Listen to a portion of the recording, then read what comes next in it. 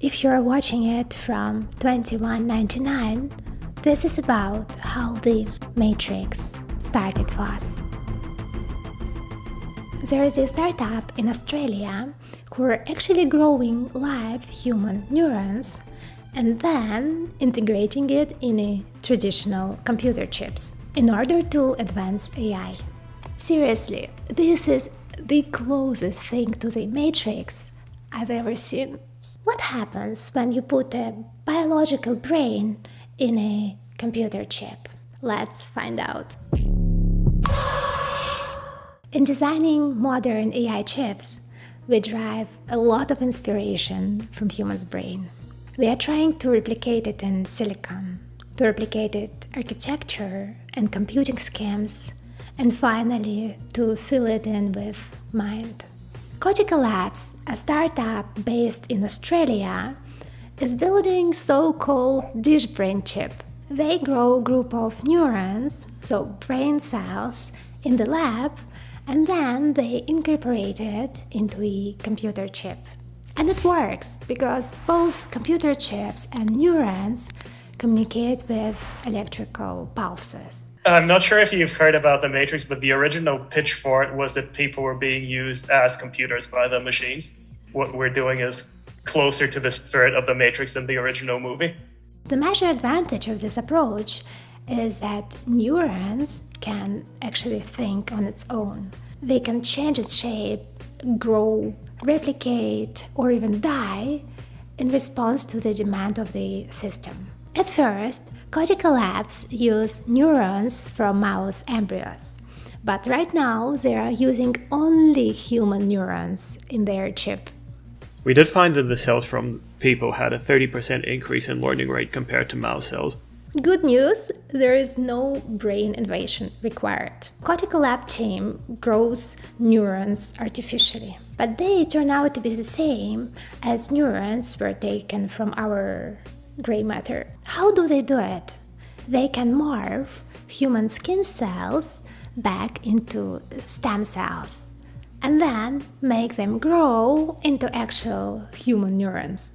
Now, how do neurons and tech connect? The chip is actually a metal oxide chip with a matrix of tiny microscopic electrodes, each about 17 micrometers apart. They basically grow cells in contact with this grid, so the cells develop on top of it. These electrodes are used to stimulate neurons, so to send the input and read the output when neurons fire. And then you have an interface connecting dish brain to FPGA. Yeah, so at the moment we're using the Intan chips, which enable us to do some of the stimulations and recordings of the electrodes, and then we interface this with the FPGA. So the FPGA is currently used to get data out in real time from the system. So what we do is that we're using some chips from Intan to essentially do a digital to analog conversion from what the neurons are doing into digital values that the computer can understand. And then we use an FPGA to clock those values, so we're reading electrodes at the correct times.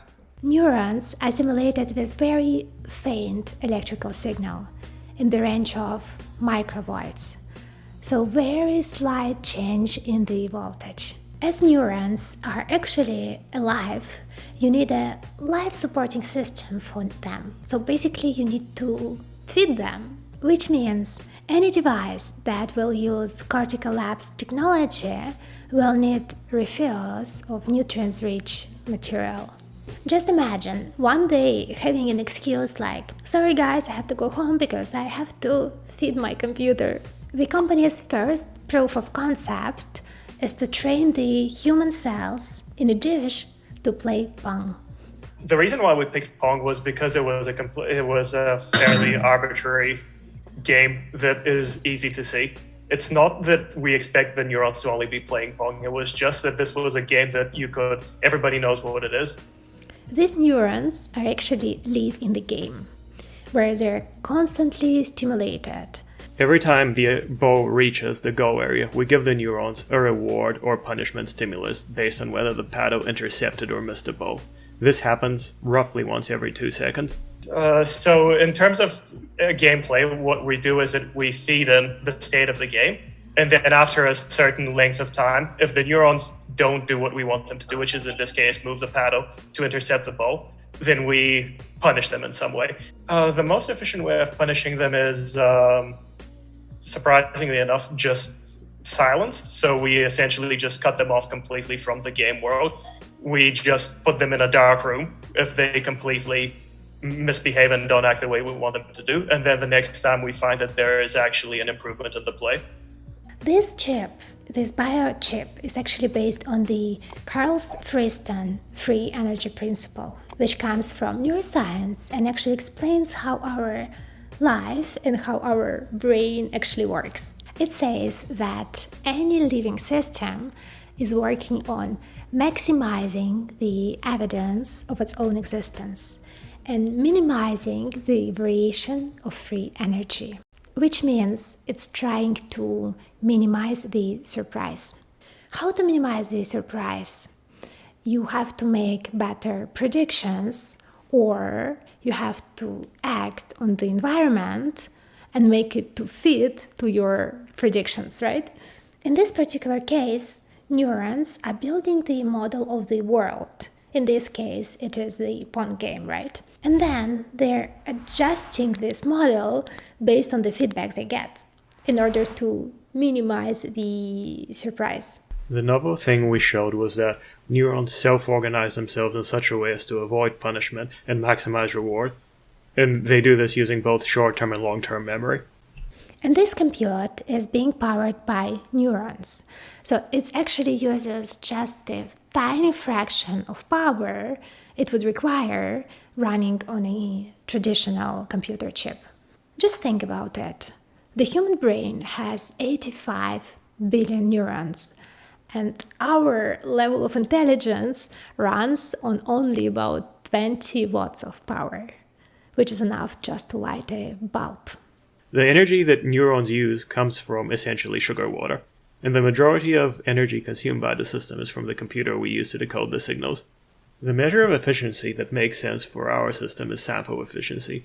That's basically a measure of how much training an agent or algorithm needs to improve its performance, and we found that neurons are much more sample efficient than most machine learning algorithms. So the simplest way to talk about how efficient the system is just in terms of simulating a neuron. We obviously have a one-to-one mapping between a neuron and a neuron. So in terms of that, our system beats the pants off any artificial neural network. In terms of actually learning tasks, we're about between 1,000 to 1,000,000 times more efficient in terms of power consumption compared to a regular neural network when it comes to learning something like Pong. This is just back of the envelope calculations we did. One of the key advantages of this technology that it is enabling, or it's capable of fluid intelligence, meaning that live neurons can manipulate with different types of novel information in real time. So they can organize and restructure themselves. And this is essential for applications like robotics. Robots operate in highly variable environments where they always have to model the world around and also learn to change themselves to the needs of humans, right? A robot is certainly one application we are looking into, but any application where training data is difficult or expensive to obtain is a good fit. For example, real-time stock trading data. Another application we've recently looked at is to test the psychoactive effects of drugs on neurons developed from a specific person. So for example, if there are two possible drugs which can be prescribed to a patient, we can then test both drugs in dish brain, and whichever one has the smaller effect compared to the case where there are no drugs would be the preferable one. It also fits to a wide range of AI applications due to its low power, and potentially it can be scaled up to data centers technology. There are two main ways in which we can scale the system. The first is by growing more neurons per well, essentially making the thin film of neurons thicker, going from a 2D structure to the 3D structure. Second is connecting the raw output of one dish as the raw input of another, building artificial axons between these groups of cells, similar to how there are different brain regions specializing in different tasks. The biggest bottleneck to scaling to the size of a warehouse will be contamination. Growing neurons without an immune system means that any bacteria that get in will kill the neurons on the chip. These are the same type of challenges that the cultured meat industry deals with. So once we get to that scale, we will be able to adapt best practices. And the obvious question here, is it ethical to use live neurons, so human's brain, for compute power? As any technology, there are different applications. So as we said, some for computing, drug testing, etc. And I guess it comes down to, as I said, intention and what we use them for and how these are supported, whether it is by legislation, policies, etc. And I guess one of the things that many people are afraid of is, are we causing harm to those entities, right? The actual numbers of cells that we're dealing with right now, there is zero chance of them developing any sort of higher order thoughts or feelings or anything other than just what any insect would do. In terms of the number of cells that we're talking about there, the systems are far too primitive for them to develop some form of intelligence where we don't notice, which is the sci-fi sort of horror that we always think about, that we leave the thing in a jar overnight and then over the weekend it develops sentience and either takes over the world or we're torturing it by accident and don't notice. But with the numbers of neurons that we're looking at, that is not going to happen. No. And then also in terms of organization, these are just, simple cells. So for a human brain, you don't have just one cell type, you have several and they're organized in specific ways and structures. These are very simple, very, very simple systems at this stage, yeah. But they're still very valid questions, I guess, for the future generations, right, and what we're leaving for them, I guess. Cortical Labs definitely working on a very exciting research. And I would like to know where they will get in 5 to 10 years from now. Definitely worth watching them. Eventually, this biotech can unlock the holy grail of AI research, which is artificial general intelligence. A constant question: what if consciousness is just a computer simulation running off the electrical impulses in our brain? Then we're on the track creating simulation inside of simulation. I don't think a system as complicated as the Matrix would ever be realized in the real world.